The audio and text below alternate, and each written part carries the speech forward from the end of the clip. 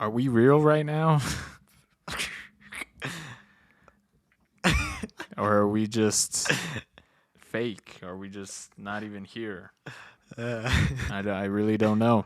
Yeah, that's the intro. There you go. Welcome, everyone. We're here, the Awful Takes Podcast, episode 7. Episode 7.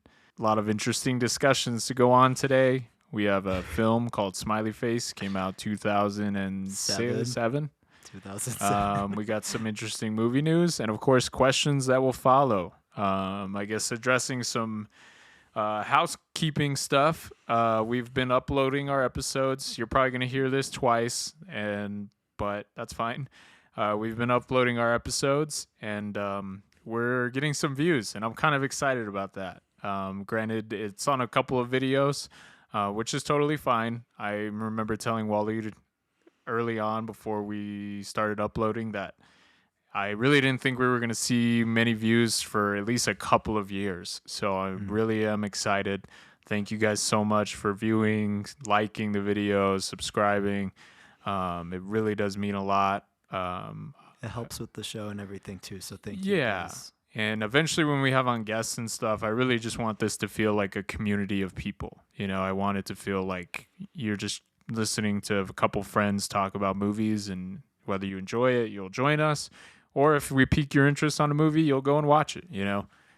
So thank you guys so much for everything. I'm so happy. Yeah, I hope I can comfort you while you're doing the laundry. I hope I can comfort you while you're taking the kids to school, or, Or if you're bored in class, yeah. Oh, yeah.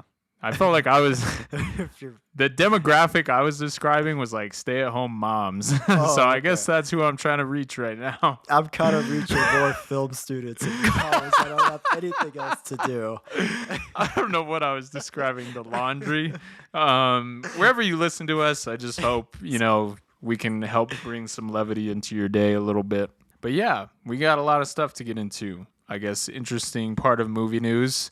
You guys have heard me bring it up, especially on one of the episodes. I kind of delve off into Superman a little bit. One of my recommendations for both movies I liked and didn't like, one was kind of about different telling of Superman, and one was the same thing. What if he was evil, But there have been some set photos that are coming out of James Gunn's Superman.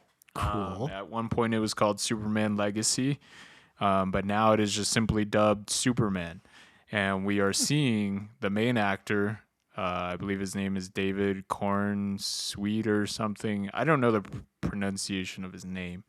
But there is Cornsweet. Cornsweet. Cornsweet, okay. Yeah. There was a lot of talk. Obviously, James Gunn has taken over the DC universe, and he's starting clean, which is very unfortunate for me. I'm a big Henry Cavill fan. I thought he was absolutely perfect to play Superman. Mm-hmm. Granted, some of the movies he in were pretty bad. Not great. But, I could just tell that there was a passion behind him and this character. And Superman's my favorite superhero. So I just take great pride whenever these things come about.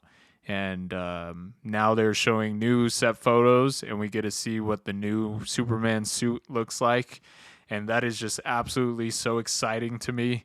Anytime there's like a reboot or anything, obviously the first question that comes to my mind is, what does this look like? What is this gonna look like? Mm-hmm. And his suit looks absolutely great. He's got the red cape on. They kind of made like a collar on his suit, which is a little reminiscent of the New 52 Superman. He's got some padding on there. His S looks like an alien symbol. It doesn't even look like an S. Kind of reminiscent of the more Kingdom Come universe of Superman. But he just looks absolutely great. I saw a video leak of some other members, superhero members, kind of flying down. One's Green Lantern, one's Hot Girl, one is there was a few others, and Superman's the last to fly down. And it's kind of like this political area, and all these people are just kind of taking photos. But when Superman flies down, all these kids run up to him and they start hugging him. They're so excited, and he seems happy to be there. I'm like, that is Superman. That is exactly what I want. I'm so excited. Obviously, it's James Gunn. I'm a big fan. I really think he's a big fan of Superman as well, and I just couldn't be more excited for this movie. It is my most anticipated movie of 2026. We're like 2 years away, which is unfortunate, but it was just nice to see that in the news, and it was nice to see people reacting good. Obviously, Henry Cavill not having the role is a little upsetting, but I think it's for a good reason. I think they're going to do really good with it. Yeah, if you haven't seen the photos of what he looks like in the suit, I recommend checking it out. Yeah, it's really colorful. I really love like just like the color of like the blue and red. It really just pops out. Yeah, and it's not like how Zack Snyder treated it. Really kind of muted a lot of the colors in his movies. Very gray. Yeah. Way too serious. And he just like took a lot of the saturation out. And I guess I'm excited for James Gunn because I really feel like his movies are so vibrant and they just have a really bright look to them. Especially like with his Suicide Squad film too. Yeah. Like that really, I feel like just went so under the radar because So it was like, good. man, just like it was just so much better than like that other Suicide Squad we had got. It's like just so colorful. Like I loved how all the colors were popping out, and I loved like all like the different character dynamics and everything. Yeah. One thing that does have me curious with this Superman film is because this is like his first time doing like a solo superhero. I'm curious to see how he'll kind of write Superman and like maybe like the other characters. Yeah. Because with a lot of his films like Guardians of the Galaxy and Suicide Squad, it's like, well, you have the character dynamics of like a whole group. Yeah, But that's true. I am very curious to see how he'll do it with like Superman. Yeah. I really feel like he took over this whole DC Studios mantle. For those of you guys who don't know, he is like not just directing this new movie, but he is the president of this new DC Studios. Very equivalent to like a Kevin Feige or a Kathleen Kennedy with Lucasfilm. And Kevin Feige's the president of Marvel. So he's kind of in charge of resetting this whole DC universe. And I really felt it was really cool of him to be like, well, you know what? To set the stage, I'm going to do it myself. I'm going to write the movie and I'm going to direct it. I'm like, it's pretty cool. That's pretty big. James Gunn just always has such a unique tone, and he blends like a lot of these tonalities together to form something like very unique, you know? And I wonder if in Superman, like you said, is he going to kind of do something similar to Guardians, or are we going to see like almost an evolution of a different way to tell a story, you know? One thing I love a lot with James Gunn too that I wanted to bring up also is like he blends being campy and comedic, but also like having like the heart and charm, where it's like when it does need to get serious, it does, and it's just a really incredible balance. And those for me make my favorite superhero films where like you can blend that like really well, where it doesn't go too much on either side, Definitely. And I feel like with Superman, it's so perfect because I feel like Superman is just such a fun superhero. And Very you can much do so. a lot of awesome, cool, creative stuff with that character. Yeah. So And I guess with his universe right now, it's looking like he's kind of creating. Granted, these are just set photos. The whole thing could change when it comes out.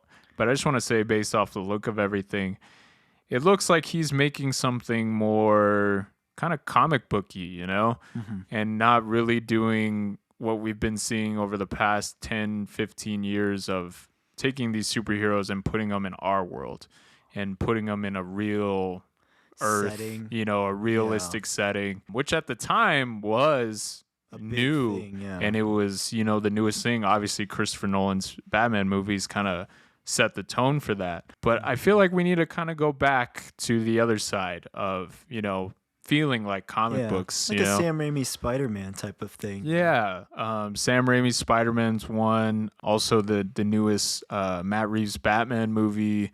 That felt like you were looking at Gotham and not Batman in New York or in Chicago. Yeah, absolutely. In a real world type of setting. And I guess obviously with James Gunn's Suicide Squad, he goes for that. He polka dot man's in the movie. Yeah, and you actually love and care about that character. And there's too. no way Christopher Nolan ever would have put polka dot man in a movie. King Shark is in the movie. Peacemaker. John Cena. Yeah. And I feel like James Gunn likes those zany comic book ideas, and he likes portraying them. He takes advantage of them, and it just makes them something special. Yeah. So overall, I am excited to see that with Superman.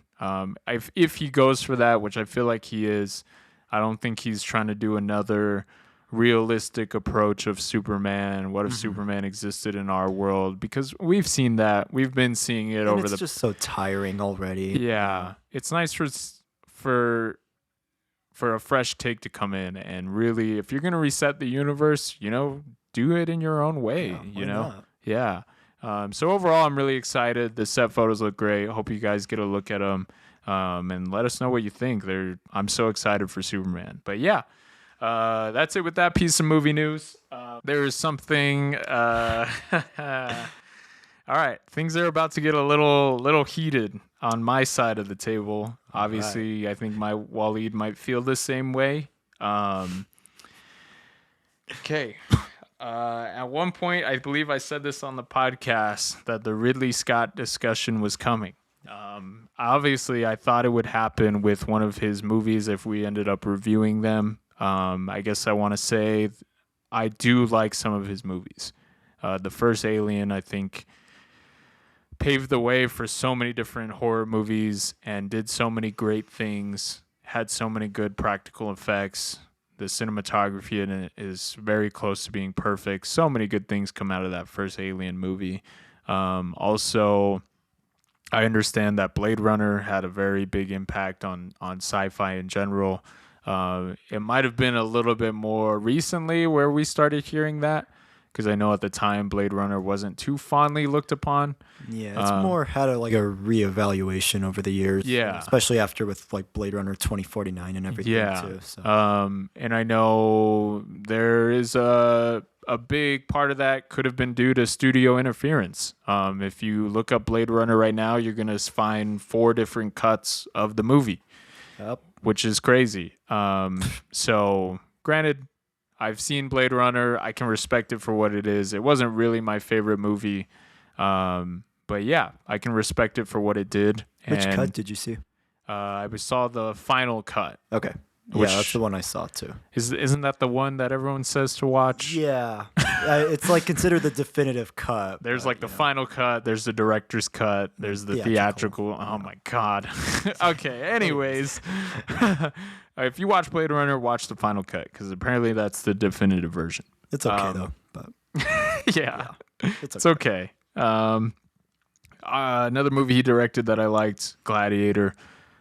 Such a good movie for me. That's on my watch list. I haven't seen that one. Yeah. A lot of the effects and everything and everything's done in a practical way. That was my introduction at the time to Joaquin Phoenix, and he does such a good job in that movie. Him and Russell Crowe have a really good dynamic in that movie. Oh, awesome.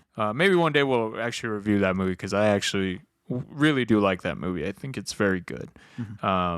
And then I guess more recently, The Martian. I actually ended up enjoying that movie. I didn't think it was anything too, It's good. Yeah, it wasn't a big advancement for sci-fi or anything, but I didn't think that was what it was going for. But it was a good movie.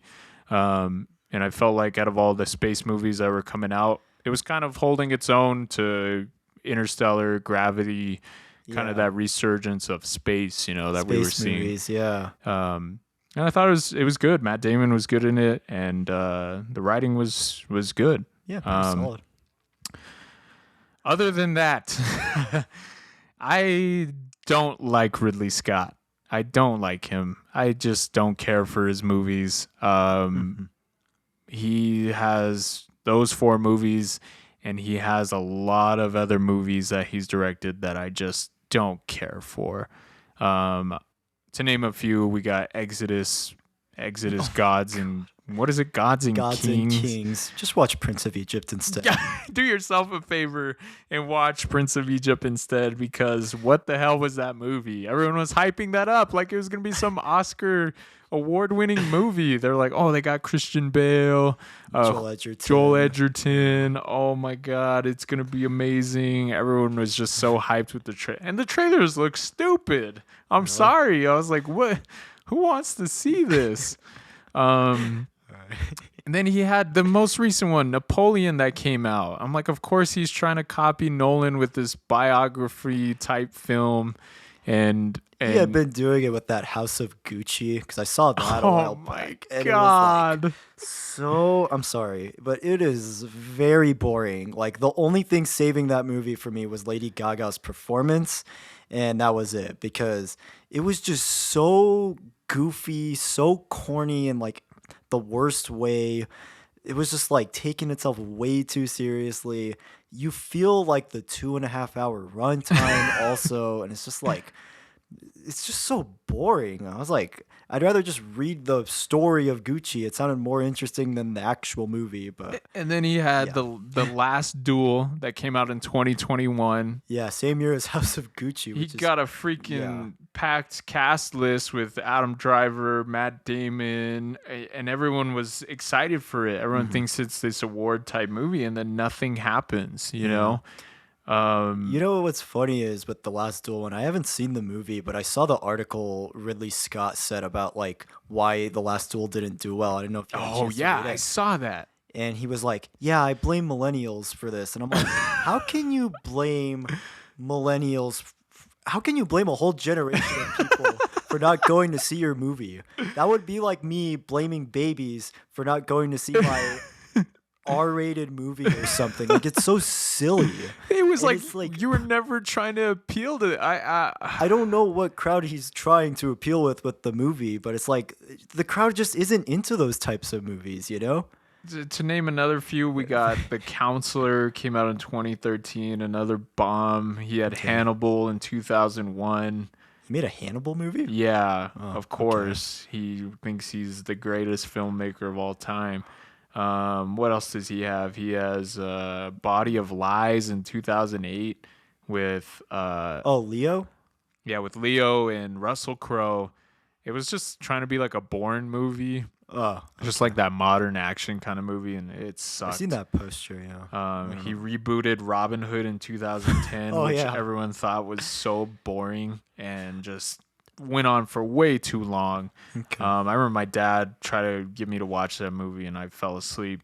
I've never seen Black Hawk Down. Granted, I hear a lot of good things about it, so maybe that's one I am going to have to check out. Yeah, Kingdom of Heaven, a lot of forgetful movies that it's like, yeah, Ridley Scott, he has his, things that put him on the map. He has Alien, he has Blade Runner, he has Gladiator. But it's like, those are 3 movies out of like 20, At what point are we going to kind of realize that we kind of need to stop putting this guy on such a big pedestal, And that's what bugs me is people put his name with Scorsese, they put it with Spielberg, and I feel like even he thinks of himself in that way. Like he's just so like, oh, I don't know, this, and this. Because Grant, what started this whole discussion is he had a recently in the news that I stumbled upon. Ridley Scott wishes that he had been able to direct sequels to Alien and Blade Runner. So for those of you guys who don't know, he directed Alien, but when the time came around to make Aliens, 7 years after the first one, James Cameron ended up stepping into the role and took that movie franchise in a new direction. And I felt like it paid off. It was really good. Alien, the first one, was kind of like, sci-fi horror, very claustrophobic, very grounded. Aliens is like an action film. And I feel like it's really cool because it's like they're 2 different types of movies. Yeah, in a franchise. And I'm like, that's pretty big, And it paid off. People love Aliens. Honestly, if you ask people, fans of the Alien franchise, they usually keep those 2 at the same level, Yet here he is thinking that his opinion is definitive and he's the end-all be-all of what happens in Alien. And I'm sorry, he didn't even write the freaking movies. He didn't come up with this universe. So why is he acting like this is his baby, you know? It's not like a George Lucas situation where he created the world and he's the inventor and, you know, the person behind everything. He didn't even do that. Yet he wants to act like, oh, I wish I would have directed the sequels. I wish I would have done this. And I'm sorry. He says the same with Blade Runner. Granted, there's a way I feel about Denis Villeneuve, but I will say I've seen Blade Runner 2049, and I think it is better than the first movie. I would highly, highly agree. For me, I mean, Denis Villeneuve is one of my favorite directors, so I feel like when he got the Blade Runner project, like he took advantage of that and made like a really awesome mystery, like, you know, Denis Villeneuve's, a lot of his films usually are. They have so much just mystery and there's this intrigue with everything, you know. And then on top of it, like, just the way it takes advantage of like bringing the first back, you know, it's kind of like this sort of like soft reboot, but it takes a dive deeper into like AI and technology and like how people view like the police and stuff like that. You know? It just does such an incredible job. And then on top of it, it's just like eye and ear candy from like start to finish, you know? And it's just such a massive improvement in every way over the first film for me. And you can see the care put into that. When you watch Blade Runner 2049, you're like, okay, this guy clearly has such a deep respect for the first film. Yet he's a new, younger storyteller. How does he want to bring it into the modern age, you know? And he did a really freaking good job. And granted, I'm the guy who doesn't really like Denis Villeneuve, yet I will say I really liked Blade Runner 2049. And even hearing interviews with him, he's just like... You could just tell he's just so passionate about it. Yeah. He put so much time and care into everything. And then... just the way like all the mystery unravels throughout that film, it's just so well done and it's just so much better executed. And even though a lot of things are still open-ended in that film, it's much better than how they were leaving things open-ended in like that first Blade Runner, where it just felt messy and it was just not rewarding or satisfying at all in any way. Yeah, it didn't really feel like it was like building towards anything, you know? Granted, it introduces interesting concepts and ideas, but I just felt like they didn't know how to flesh it out, you know? Yet here he is, he's saying that, oh, I wish I would have had the chance to direct those sequels. And he was mad. He was upset that he didn't get the chance to direct Blade Runner. I don't even think they offered it to him because he was busy working on another franchise, or he was working on some other movie at the time. And I think this was like when he was working on like Alien Covenant and like Prometheus. And just to have the audacity to say like, oh, I feel left out. That's something I created. I'm like, dude, get off your high horse. You act like you've directed 10 out of 10s like every time, you know, which he hasn't. And I'm sorry, he hasn't directed a 10 out of 10 in a long freaking time. It's been over 20 years, you know? And I've said this quote a lot, and like Tarantino thinks directors don't get good when they get old. I really think he's talking about two people. I think he's talking about Ridley Scott, and he's talking about Clint Eastwood. Because over the past 20 years, their movie filmography, it's just not been great, you know? And it's just like, where's this storyteller who we once knew who broke ground and did all these things? Now, side little rants thing I'm going to get into, you'll notice when I was talking about those movies, I did not mention Prometheus and I did not mention Alien Covenant. For a very specific reason. Okay, the Alien franchise got all fucked up like a lot of franchises did. Aliens was really great. Then Alien 3 came along. We started seeing a misstep. Then Alien Resurrection came along. Even bigger misstep. Then the Alien versus Predator movies came out, and those were what they were. And for a long time, it was just like Alien wasn't where it was. So finally, we get the big day. Ridley Scott's coming back. The guy who created everything, allegedly, is what he says. the guy who created everything's coming back, and he's gonna make Prometheus, and it's gonna be done in a prequel type of sense. It happens before the first Alien movie, and he's gonna, I don't know, the way it was sounding was like he's resurrecting a dead genre, and he's gonna reinvigorate it or whatever. And oh my god, when I was watching Prometheus, it is so boring. It is such a boring movie.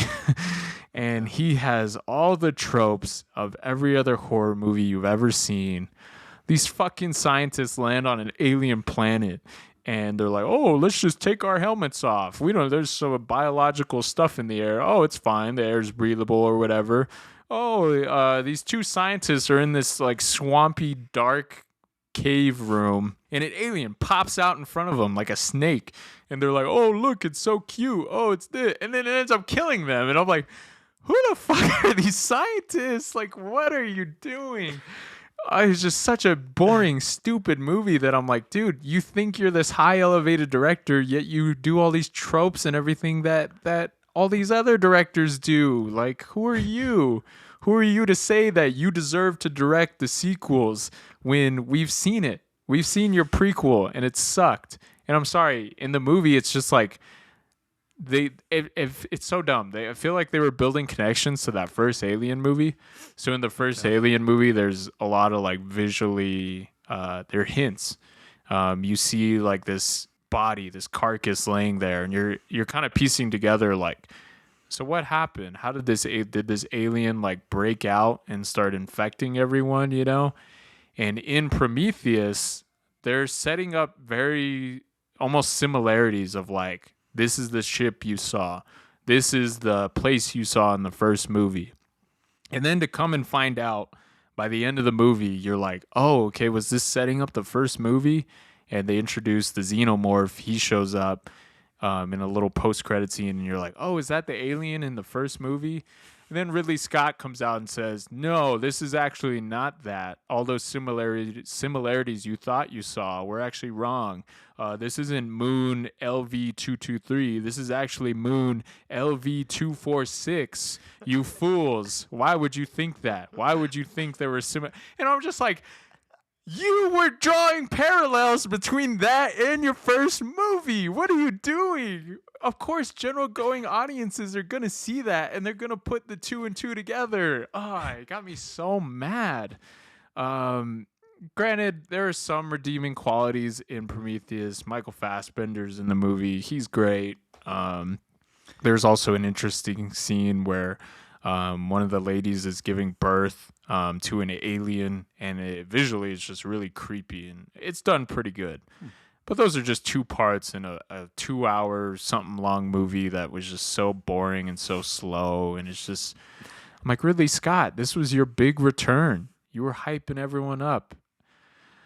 So anyways, what had ended up happening, a director by the name of Neil Blomkamp had made District 9, followed it up with Elysium. And he started writing a story for Alien 5. He had his ideas of what he wanted to do, and kind of like some of the other modern sequels of today, like with the Halloween franchise, he wanted to go back to Alien 2 and write a sequel to that movie. Because if you watch Alien 3, it's so funny. When you watch 2, it ends with like setup for the next movie, and I feel like this is where it came from. Alien 3 comes along and it kills off like 4 main characters that were set up at the end of that second movie. Spoilers, by the way. And Alien 3 just takes it in a totally different direction. And all those people that you were interested in seeing in the second movie, oh, they're gone. Oh, that's done with. Now it's going to do its own thing. And it was just such a random thing to do that it was like, what the hell? So Neil Blomkamp comes along and he's like, I kind of want to go back and make what was supposed to be that Alien 3. Has a story treatment for it, has concept art. You can look this up online. It looks pretty cool. It looks interesting. It looked like a young director was going to kind of take it in his own direction and do something new with it. However, that did not happen. Ridley Scott ended up pretty much like boycotting that movie. He didn't like that someone was coming into his franchise and taking it in a new direction. So Ridley Scott heavily fought against that movie, pretty much prevented it from ever seeing the light of day. Like I said, we got some concept art. I think there might be some parts of the script or whatever that ended up coming out. But that movie was forever done with. It was canned. And we never got to see that. And I've never really seen a franchise where something like that has happened, where a creator comes along and pretty much says, no, you're not allowed to do that. All those story ideas and things you thought you had, you're not allowed to go through with that because it's not what I want. I want to make this movie. I want to do what I want to do. And you're not allowed to do that because this is what I created. And how dare you do that, you know? And it was just like, what is the privilege on this freaking guy? Like, why does he think that he's the end all be all to Alien, you know? So after Prometheus comes out and Alien 5 ends up getting canceled, Neil Blomkamp was not allowed to make his movie. Ridley Scott comes back and he makes Alien Covenant.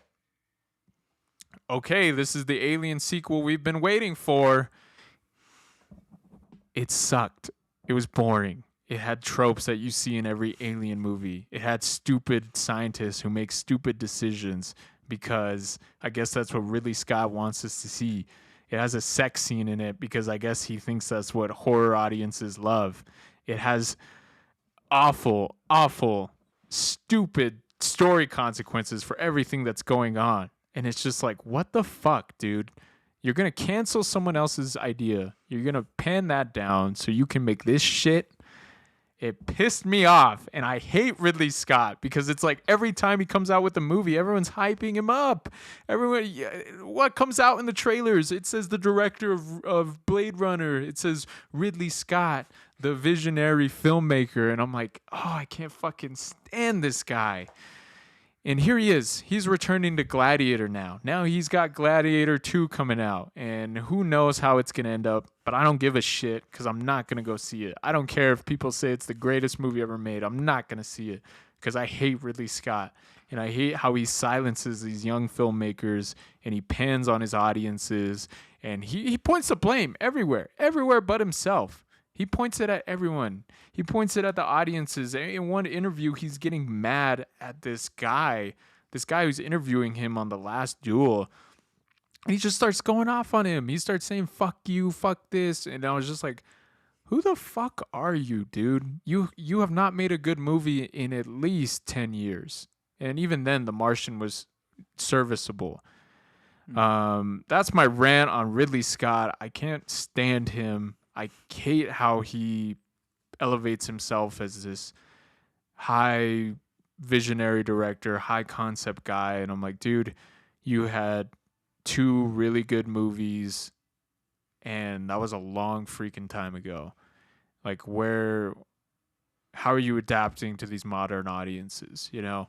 Mm-hmm. Or even then I'm like, dude, find a director that you like and help elevate him, you know? Like, that would be interesting if he stepped in like a producer role and maybe he got a new director for Blade Runner or Alien, you know, but that doesn't happen.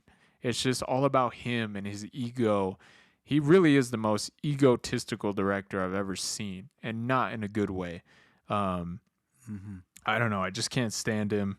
On that side note, the new trailer for Alien Romulus is out and it looks freaking awesome.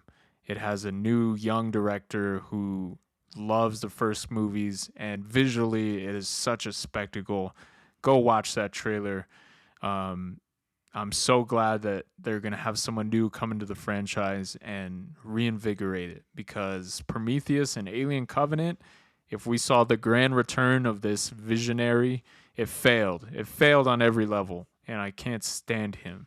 But yeah, that's my rant.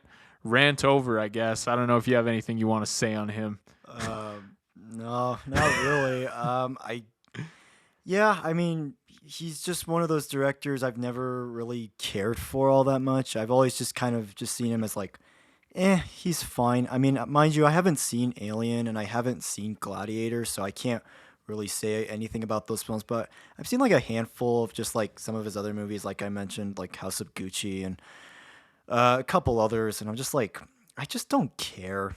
Yeah. I get bored, and I'm just like, I don't understand how this guy is so set in his ways that he has no interest to change at all or even try to do different things. He's trying to make the same movies he's been making for like the last 20, 30 years. And it's like, I guess people just keep beating him up and people keep supporting him in some way. And I just really have no interest in his films at all. And I just have no interest at all in just him in general, because I feel like even like his acclaimed film like Blade Runner, I just don't even really care for all that much. Like I think it's fine. It's okay, but it's not like this masterpiece of a film that people see it as, you know, like there's just so much about it that's so clunky and so messy. Really though. You know, and it's just like, and sure, even with the 500 million different cuts that you have for it, it's still not great, you know. It doesn't make a difference, you know. And I guess what bugs me in this day and age is just like, this guy keeps getting greenlit for $100 million budget it's movies. Crazy. They just keep giving him those budgets for some reason. There are so many young directors who out right now, young storytellers that we could be financing, getting new stories from, yet we have to listen to this guy's garbage. And then when it comes out and it bombs, he points the finger everywhere else but himself, you know? I lost a lot of respect for him when he had mentioned that whole blaming millennials thing for Last Duel. Because it was like, and I still haven't seen Last Duel, so I have no interest to see it because it just looks boring. Yeah. It doesn't look that interesting. And it just bugs me that you're going to go and blame audience members for not seeing your movie. Like, who are you to say? Like, that's not your choice whether or not audience members see it or not, you know? Yeah. Like, why don't you just chill out? Okay, kill that big ego of yours, and just like relax, dude. Really though, you know? And quit churning out garbage. Like hone in on one movie for 5 years. Like he puts out so many freaking trash that I'm just like, it's dude, crazy. He just stays busy, you know. Like, it just bugs me. Yeah. So, I mean, as far as what's on the horizon, he has Gladiator 2, which I don't think I'm going to see. It has to get perfect 10 out of 10s. I have to hear the most amazing things if I'm going to go and see that. I really think this is just a director scared and he's folding back in on something that he knows. He already did that with Alien. Now that's gone. Now he has to fold in on something else. And of course it's Gladiator 2, you know. If you watch the first one, there's no reason to make a second one. There really is nothing. Compared to Alien and everything else, Blade Runner, it's just like, dude, you're really grasping at nothing here. But who knows? If it comes out, it's going to be great. Or I really don't know. But I do want Wallied to eventually see Alien, so I think we might do something when that new one comes out. Yeah. I'm going to have to show you the trailer for that movie because it looks pretty awesome. So, yeah, I'll probably show you that trailer after this episode. But, yeah, hopefully we can review that one. Yeah. But, all right, that's it. Ridley Scott discussion over. If he says anything else in the news, I'm going to lose my mind. He has no right to say that these people don't get a deserve to make movies and he's the end all be all. Fuck you, Ridley Scott. I can't stand you. Part 2? But yeah, rant over. All right. Wallied, you want to introduce us to our movie? Yeah. Yeah, so I recommended a movie. It was my turn. So I recommended a film called Smiley Face, directed by Greg Araki with Anna Faris and John Krasinski, and a handful of other famous actors that you've seen in other things. And yeah, this movie is basically about a girl named Jane who accidentally eats a lot of weed cupcakes, and she has to do a list of errands like pay the electric bill, pay her dealer, go to her audition. But it is, and while that may not seem interesting, this is all while she is super high and she is super stoned and has no idea what she's doing. And yeah, it's one of my all-time favorite comedy films. It is, like I mentioned when I introduced it, it's my favorite stoner comedy ever. And I don't remember how I came across this movie. I think it was through like a YouTuber I watched. His name is Carson Runquist. Shout out to him. He talked about it in one of his "What I Watched This Month" segments that he usually does every month, and I got kind of intrigued by it. I was like, okay, I gotta see what this is, and I saw it a couple years ago in college, and I was just like so blown away by it that I was like, this is like one of the most insane, like bizarre, like just out there comedies I've ever seen. And yeah, I had really loved it. And I was like, just like, you got to see this film. Like, I was just recommending it to everybody and love the performance of Anna Faris. I think she's like super underrated. I think she's super hilarious, especially in this movie, because she is just so committed to this role. And I can't even imagine how like physically and mentally challenging a role like this would be, especially because she's so stoned throughout the entire film. And then just the sequences, there's just so many hilarious moments for me, especially with like her going to the audition, her trying to get the money before 3, before they take her furniture away. But I guess before we get into all that, Nabahi, I know this was like your first time seeing this. What was kind of your thought process? What was kind of your experience watching this? It felt reminiscent of almost like Napoleon Dynamite, how it had like its own sense of humor. It had its own style, and it just goes for it. And it doesn't really like try to pander anyone, And in seeing that, it's like there's a lot of great respect for that, because it just reminded me of like watching Napoleon Dynamite, of just like, this is just so out there. This is like something that's just like so different, and it's just like, like that's kind of crazy that someone would kind of take that risk, We obviously were talking about Inside Out too, and it's just like the risks people take, and it's just like, I can't imagine what went through the pitch for this movie, Yeah. like sitting them down being like, we're gonna make this comedy and it's gonna be like this, and it's just like, I can't imagine. Like, granted, I don't think the budget was super big or yeah, it's pretty low budget, but it's crazy. And some of the humor in it I thought was really funny. There's like a lot of like quick kind of gags and humors and stuff that happened that I was laughing. Like when she goes to the audition, they show like her audition picture. It's like a second of screen time. And it's just like the way they play that was just so funny. And there was just like a lot of those quick stuff that like really just, I was like, this is so weird, but it made me laugh, Yeah. But I will say overall, just as far as stoner things go, it is not really my type of humor. Okay. The only really stoner movie, I guess, that I do kind of enjoy is something like Big Lebowski, which even then, I feel like that's not even like the same thing. Yeah, and it doesn't encapsulate the movie in any way. So I will say a lot of the humor was not hitting as hard for me. Okay. But that's just something that I don't really think is like a detriment, or I see it as a downside. I simply see it as like, this wasn't really made for me. This is not my cup of tea, Yeah.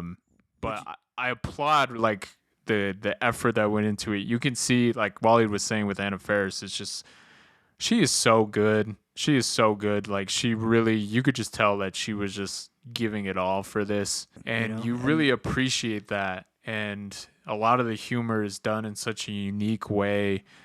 The way the things, the gags and everything were filmed was just super funny.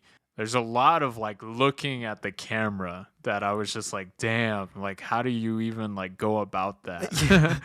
Like if I was filming this and like I would just be laughing like the whole time. I would not be able to keep a straight face. How do we're not going to get this done? But yeah, I would just say overall, again, like it's not my cup of tea, but I know there's an audience out there for this kind of movie. I know there is people who would enjoy this type of thing. So I guess I would say like I'm not trying to pan it in any way, or not that I didn't like it. Again, I just stoner movies and stoner jokes and things like that. It's not your thing. Just not my thing, Yeah. So it really is hard for me to kind of get into it. But I do appreciate what this director what the actors and everything were doing, you know. And I do sure. appreciate the filmmaking that was going on. But again, some of those quick gags and things like that were just funny. They were hilarious. Especially with like how they use the editing and everything. I love like just those quick cuts where it was just like it would just cut to the next thing, or it was like you would be on this one thing for like 1 second. It was like almost like this ADHD type of editing in like the best way possible. Yeah. You know? And for me, one of my favorite other types of humor that's in this film is like a lot of that awkward cringe humor, especially with like when John Krasinski's character comes in and they're like at the dentist and she's just like having this like sort of like a kind of panic attack type of thing, you know, and she's like, and they're playing this really funny, like silly circus music, and she's like having this like attack where like everybody's like panicking, and it's just so hilarious, and it's just like it gets me every time. And I love like when he finally gets out and she's just all, I was super bored the entire time, you know, and he's just all, okay, I still gotta pay. I love like his just deadpan dry delivery, but every scene that he's in is just gold for me. But yeah, I love, one of my favorite things about this movie and why I love it so much is just how crazy it gets.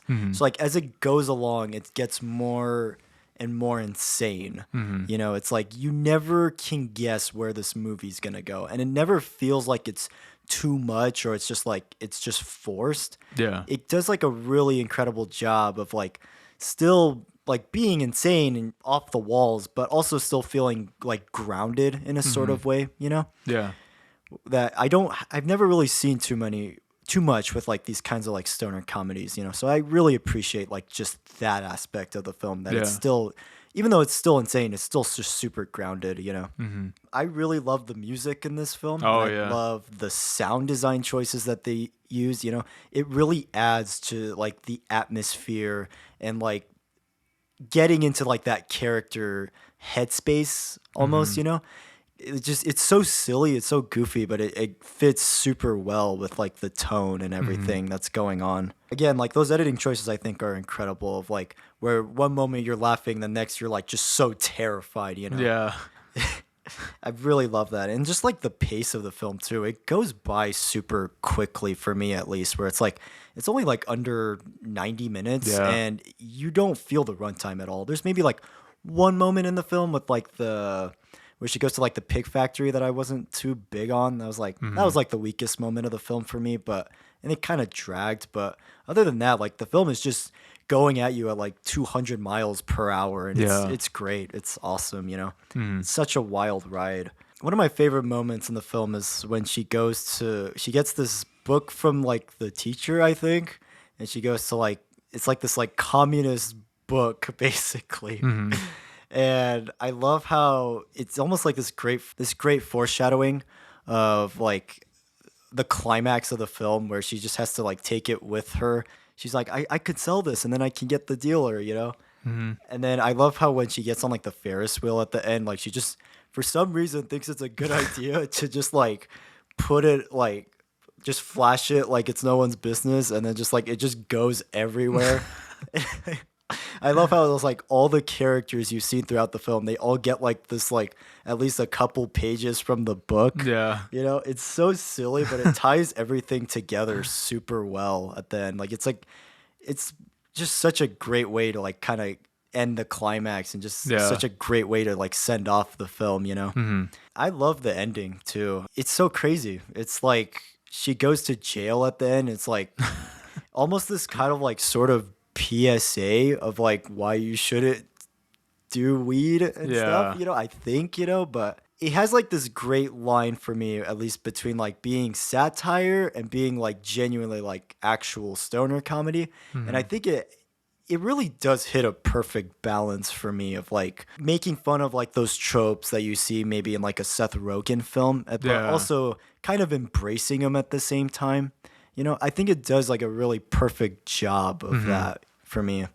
What would you say like kind of didn't work for you with like that stoner comedy? I just felt like the humor, I felt like I should have been laughing more than I was. Especially like I noticed it early on with a lot of like the looking at the camera, a Mm-hmm. lot of like the drawn out sequences. I was just like, why am I not laughing, you know? I did say a lot of my more favorable stuff was like the quicker type of, you know, visual type comedy, you know. Mm-hmm. But I guess that's one thing I will applaud with this movie is you know, visual humor is a thing, you know. I think a Yeah. lot of directors now and writers, they just set up jokes that are kind of just told, or you know, there's punchlines and things like that. It's like visual comedy is still a thing. Like you guys can edit things in a certain way. You can take the comedy and apply it to music, editing, you know, visuals, you know. And I applauded this movie for that, to where I was just like, it does all those things that I'm just like, I wish more modern comedies would kind of do, you know. Mm-hmm. It did feel like just like an out there type of situation, you know.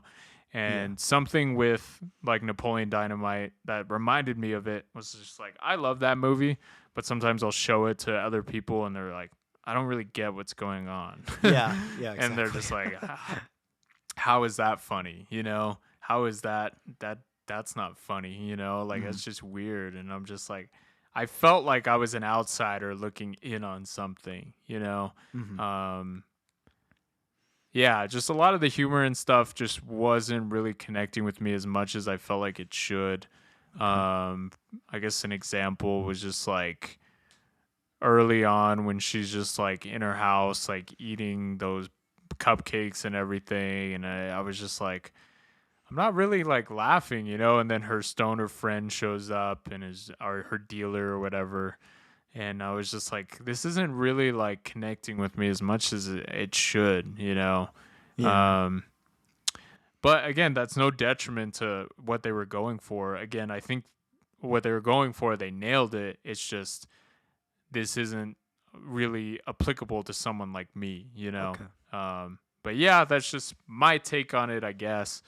But I do applaud a lot of what this movie was doing, and yeah, I know I say this a lot, but you don't really see movies like this, you know. You don't, and I think it surprises me this film isn't as popular as it is. It's kind of Yeah, more just like an underrated gem because I feel like around this time when this movie came out, like those were big. Like I'm assuming like I mean I was like a baby, but I from what I can gather, like this seems like this was like kind of a big trend at that time, yeah, and it's just kind of unfortunate to me like this film never really got that attention it deserved, because I feel like there's just so many incredible gags. There's so much care and attention to detail with a lot of like what's going on, especially with like the letters at the beginning, yeah, with just a lot of like the payoffs to the jokes, especially with like that whole communist like book thing in the second half. It just yeah. like it really just like it just encapsulates what this film is trying to go for. And I don't know, I feel like it's very intelligent with like what it's doing. It's very challenging, but also just it's just so much fun and it doesn't take itself too seriously. Yeah. Also, and it maybe in like half of the satire, it doesn't feel like mean-spirited and it feels like it's just more embracing those like kind of tropes, Yeah. in like the best way possible for me. One of my other favorite segments in the film I wanted to bring up was the cop where Oh, the yeah.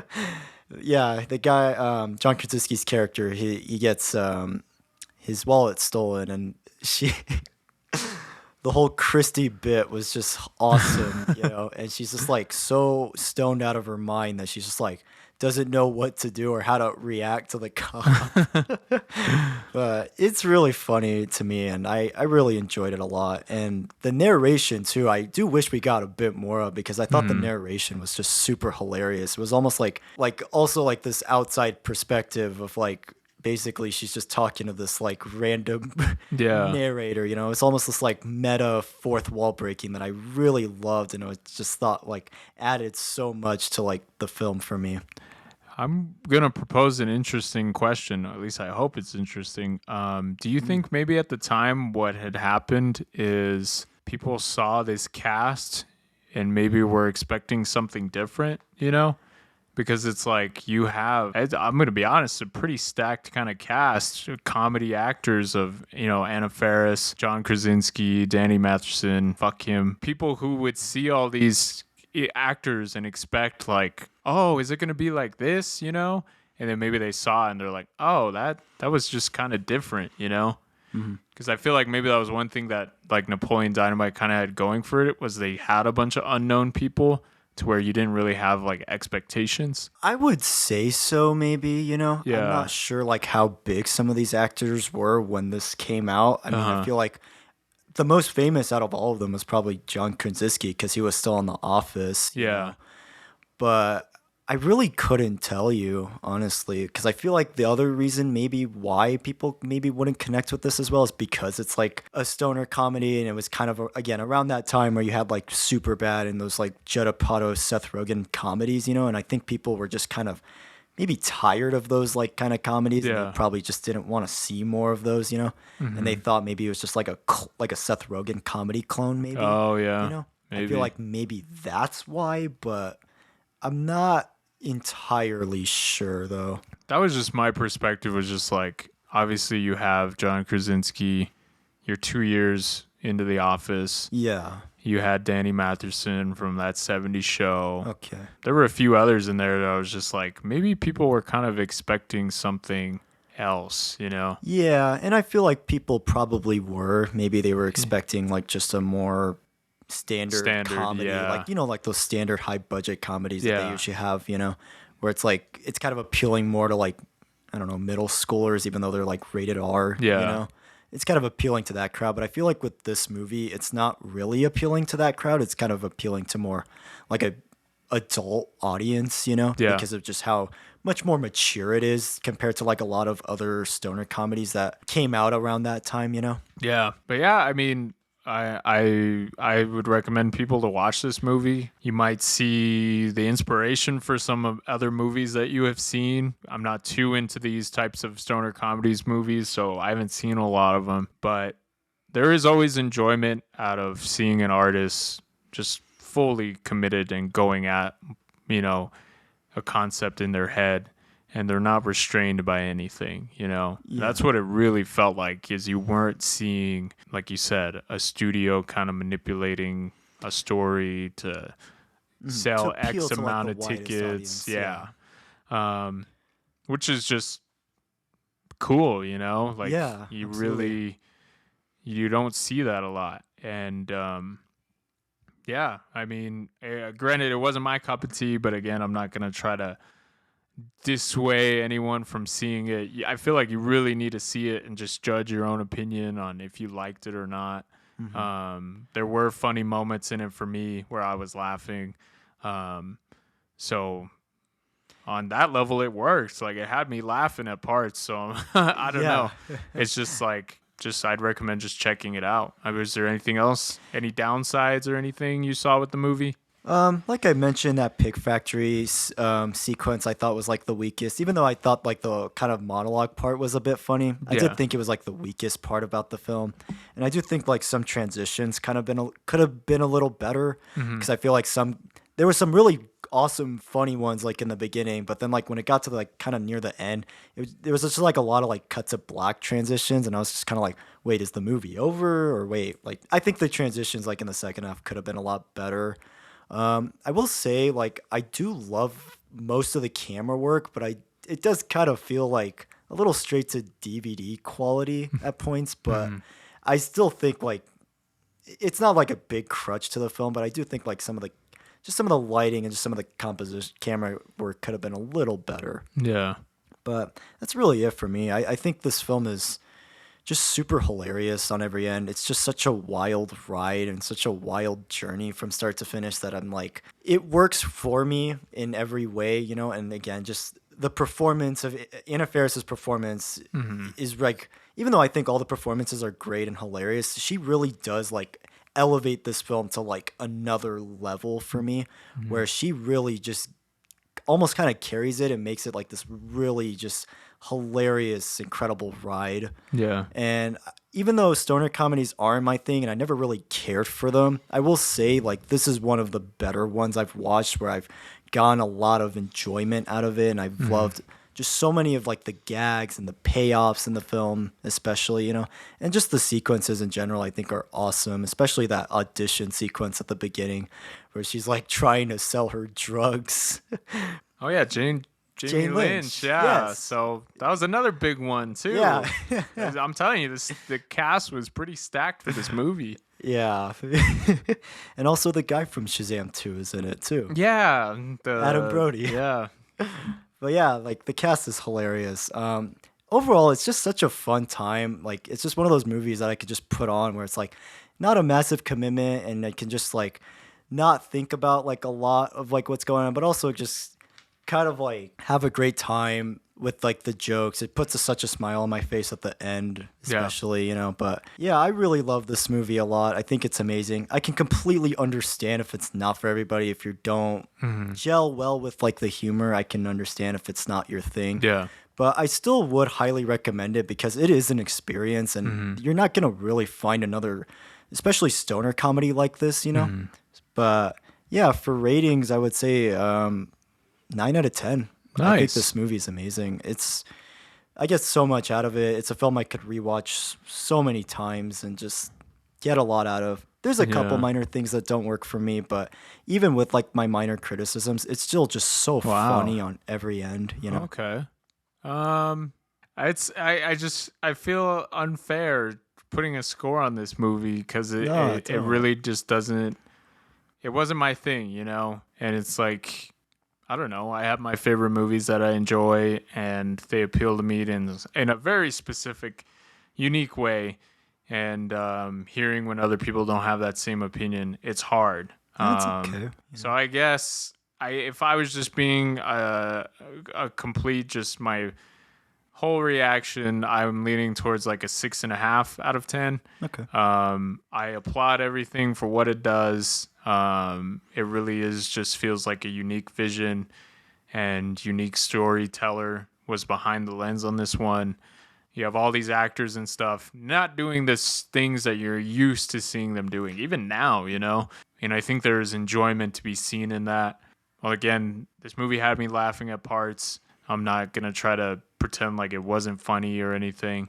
But yeah, I guess overall was just my enjoyment of everything. It just didn't feel like it was for me. So I guess that's why I'm leaning more towards that above average score. I guess that's something I would want to clarify. I know for some people, they think average is around that 7 or whatever. For me, when I grade stuff, I think average is 5. Like you're halfway, So I would give it like a 6.5 because I do applaud it for a lot of the stuff it does and the things it goes for. Yeah. Yeah, that's okay too. I understand, Yeah. But I'm glad you watched it. I'm happy I could like. No, I'm introduce it to happy I watched somebody, it too. so. And I was surprised I had never heard of it. I think I'd seen parts of it when I was younger at my cousin's house. Okay. Because we watched a bunch of like Anna Fair. We watched like The House Bunny. And I think we watched this movie, but I just don't remember it. Yeah. Although that opening sequence when she's on the Ferris wheel, I was like, I've seen this before. I was like, I really? swear I've seen this before. Yeah. Yeah. So intro sequence too is also really awesome too. That intro sequence is like, it's so cool. Yeah. I love it. But yeah, check it out. Let us know what you guys think. What questions did we have about this movie, Wallied? Yeah, so 2 came to mind for me. One that we can start with. One thing I thought about while watching Smiley Face was, what are some of the best and worst examples of films that go overboard? So, for example, the film starts out simple, kind of like first 10 minutes, you get an idea of the characters and just their setting. But as the film goes along, it gets more insane, and it kind of just goes to like this downward spiral of like insanity almost. And I wanted to see what were the best and worst examples of that, pretty much. So I can start. The best example that came to mind for me was a film called, another drug movie called Climax by Gaspar Noé. And basically the film is about a bunch of dancers. They're having a dance party. One of them spikes the juice with acid, and everybody at the dance party drinks that juice. And basically, everybody is on acid, and the whole film spirals into chaos. And it is another insane ride. It's one of the most insane films I've ever seen. The characters are all pretty memorable, even though you don't really know a lot about them, and a lot of it is improvised. You get to know these characters, and you're like on this really miserable ride with them. And without getting too into like spoilers or anything, it's just such an insane ride, and there's so much incredible camera work. Like there's a specific shot in the film that just lasts for like 40 minutes, and it just doesn't cut once. And the pace of the film is just like it's crazy. You don't feel the runtime at all. And even like when it does reveal, it's not even like one of the bigger moments of the film, you know. It's more about like the experience and the ride, you know. But incredible soundtrack too. Like you have a lot of incredible electronic musicians on there, like Aphex Twin, Daft Punk, Giorgio Moroder. Yeah, really awesome, really amazing movie. One that is a bit tough to watch and is a bit of like a tough pill to swallow, but it is one of the more unique, amazing films that just spirals into madness. Oh, wow. I guess one that comes to mind for me, it's kind of funny. Big Lebowski does fall under this, but I did recommend that one last time. So I guess I'd go with another Coen Brothers one that I just couldn't believe the unfolding of events that happened. Is Fargo. I don't know if you've ever seen it. I have not seen it. It's on my cool. watch list. Yeah. I'll have to recommend it. So I guess I'll kind of lean away from some of the stuff. But essentially what happens is a cop is like investigating like a murder that happened. And the cool interesting thing about this story is it's real, and all these things kind of happened. And while you start to find out things, the absurdity and the unbelievable parts of it is just like, how the fuck did this happen? And when things are unveiled and you see things pan out in certain ways, you're just like, what the hell? Like, yeah. And it really is a situation of just like, you're thinking like, how did a writer come up with this? But then you're just like, this actually just like happened, you know, like, and it just feels so unbelievable. And you're just like, what is going on? And I to avoid spoilers, I won't get into too much, but by the end of the movie, it's just like, you're just laughing at like everything that you had just seen. And it's just like, oh my God, I can't believe like this is a thing, you know? That's one I'm going to have to recommend in the future then, because that's a really good Coen Brothers movie. Oh, cool. Yeah, absolutely. But the movie, so funny, and movies that went overboard, that's just one of the first ones that came to mind. That's awesome, man. Yeah. That's cool. I guess the opposite side of this, what are we thinking? So I had one so ready for this. And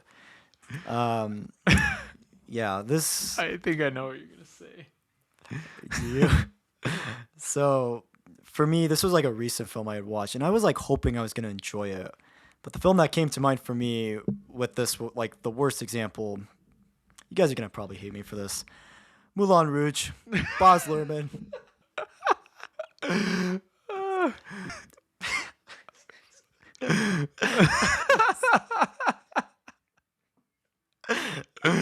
Oh my God. Okay, so I can't believe this. To give like basically context what this movie is about, it's basically about a guy in Paris, set in the 1900s. He is looking for love or something. I don't remember. It was very boring. And anyways, that's not the point. So basically, it is like a musical. It's like a jukebox musical. So it takes licensed music, you know, like I'll give you an example of like the music they use, like Roxanne by The Police, or Smells Like Teen Spirit by Nirvana. And basically, there's no purpose to any of it. It doesn't tie into the film in any way. It's just there because it was popular at the time when it came out. And yeah, as the film goes along, it just gets more insane, but it's just so much, and it's just like sensory overload at some points where it's like the editing is just cutting every 2 milliseconds. You don't have time with any of these characters. The music isn't even really that great. There's some decent like set design choices and some like cool costumes, but like a lot of it is just so uninteresting, and it's like it's just trying to be overboard and just so like movie trailer editing for like the sake of being like weird and kind of like over the top, you know. There's just no purpose to a lot of like what's going on in the film. And I mean the two main leads are trying, Ewan McGregor and Nicole Kidman, but they're just performances is just it just doesn't work for me at all in any way. And then like after a while, like I think I got through like an hour of it, and I just was like, how is there like another hour left? And so I just fast forwarded through like the rest of it, and it was just like, yeah, it was just boring, you know. It was just so boring and just so uninteresting. And then just like on top of it, like the editing is all over the place, and when it is trying to be like this ADHD filled like editing and like kind of style, it doesn't work because you don't have any substance, and there's characters you just don't even care about, you know. But it's so funny. I am in the same boat. I saw this movie and I just couldn't stand it. I'm so sorry, guys. If you enjoy this movie, it's so dated too. If you enjoy it, that's your thing, and movies are subjective, so you know that's cool. Like if you enjoy this movie, that's great. Again, I think I'm just on a different like. I'm just not smart enough to enjoy this movie is what I'm gonna say, because a lot of people I know who are really smart like this movie, but for some reason I could not get into it, and I'm so sorry. I just think a lot of the music in it is dumb. The singing is dumb.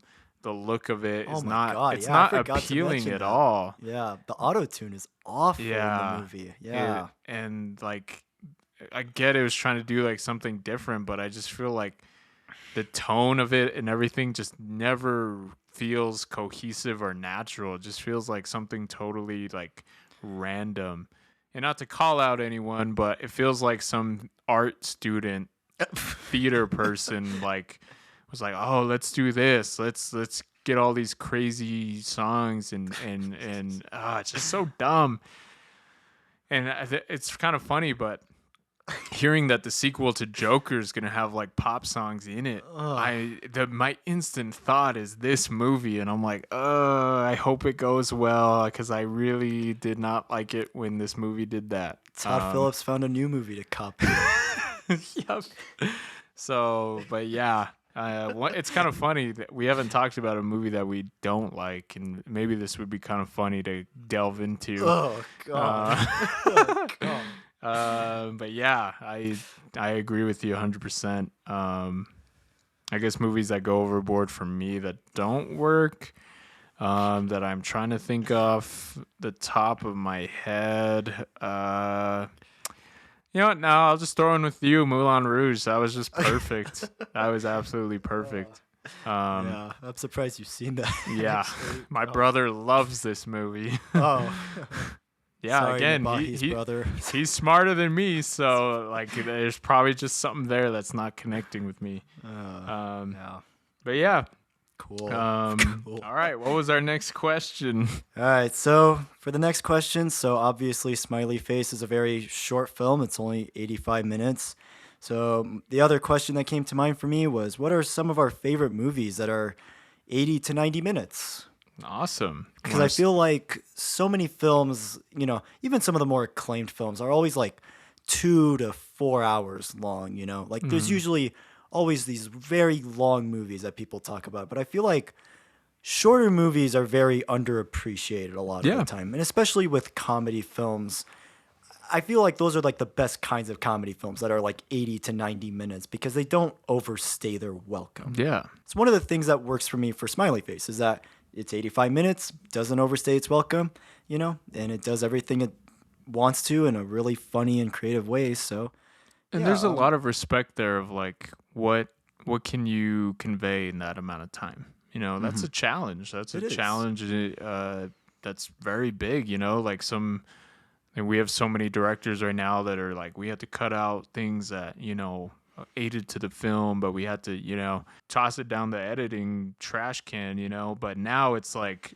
now if you have someone who's like, you know what, no, I'm committed to doing a film that's this amount of time, what succeeds at it. I guess I'll start off. The one that came to mind that I was close to mentioning on episode before is a movie called Fruitvale Station, and it's Ryan Coogler's debut movie. I think it's like an hour and 20 minutes, but with credits, it's probably like an hour and 25. Sure.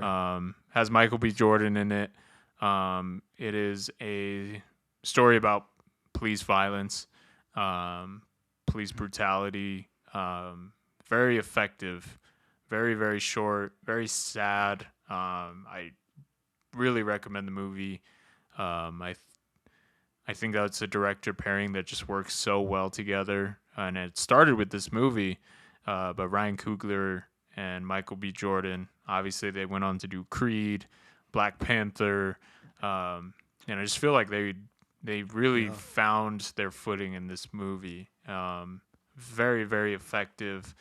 By the end, it's such a sad situation, but it is what it is.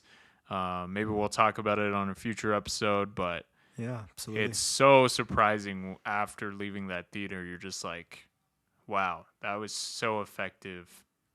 And it was less than an hour and 30 minutes. It's just like mind blowing. You're just like, wow, can't believe that, There are episodes of TV that are longer than this freaking movie, Yeah, really though.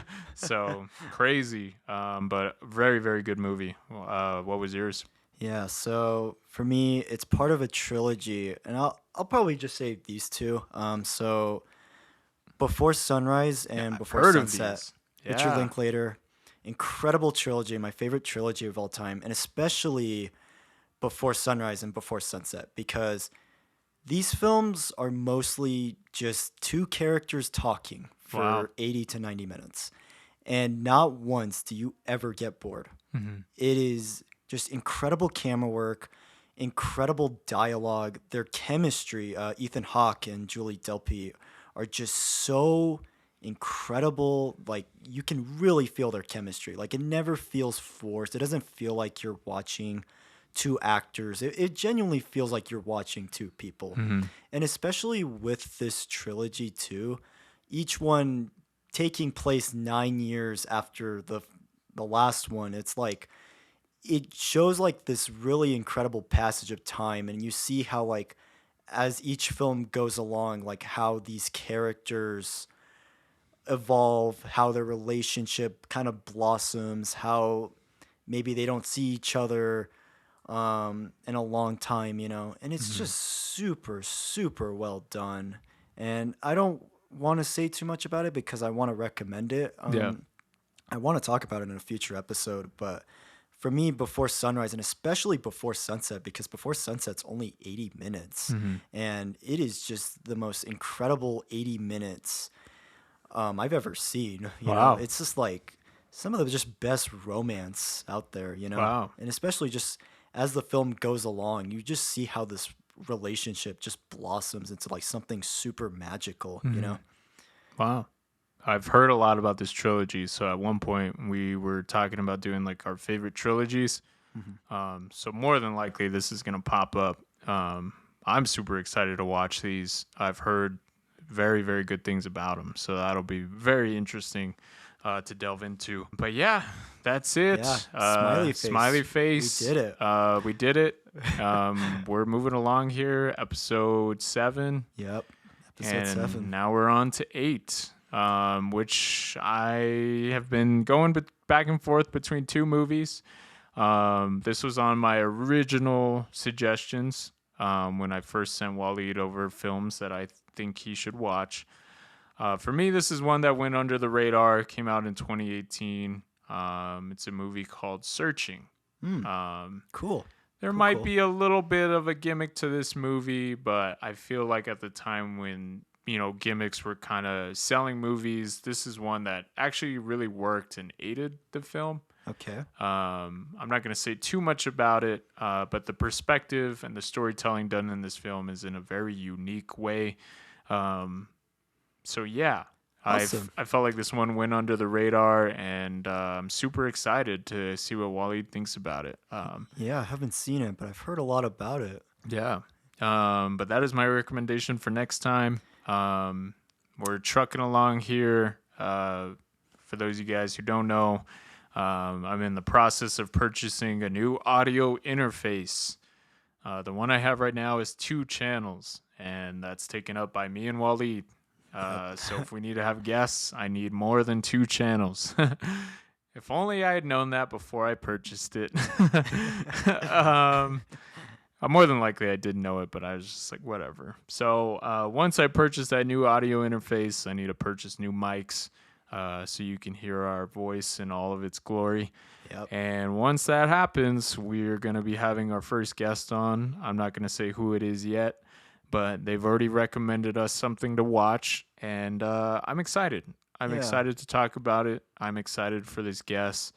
So yeah, it's going to be a lot of fun, and it's going to happen sooner rather than later. Cool. I'm not going to promise anything yet, but yeah, it's looking like it's going to be soon. So look out for that one. Again, thank you so much for watching us. Thank you so much for listening, and yeah, it really does mean a lot. I'm so surprised by the outcome we've been having on these videos. So thank you. Yeah, super happy, super excited with how these have been coming along and how they've been executed and everything, you know. So yeah. If you guys don't want to be spoiled though for searching 2018 film, make sure you guys watch it before the next episode comes out. Yep, check it out. And we're gonna keep doing this. It's one of the things I've been asking people is this format working for everyone? I know we try to keep it close to an hour. Sometimes it may go a little longer, but just the format of us talking about news, then the recommendation. I hope the format's working for everyone. If it's not, please, try to let us know. The few people I have talked to tell me that it works and it's engaging. So, I enjoy this format. So hopefully it's working, but thank you guys for everything. Ridley Scott sucks. Awesome. Yeah. Good day and good night, mates. All right. Later.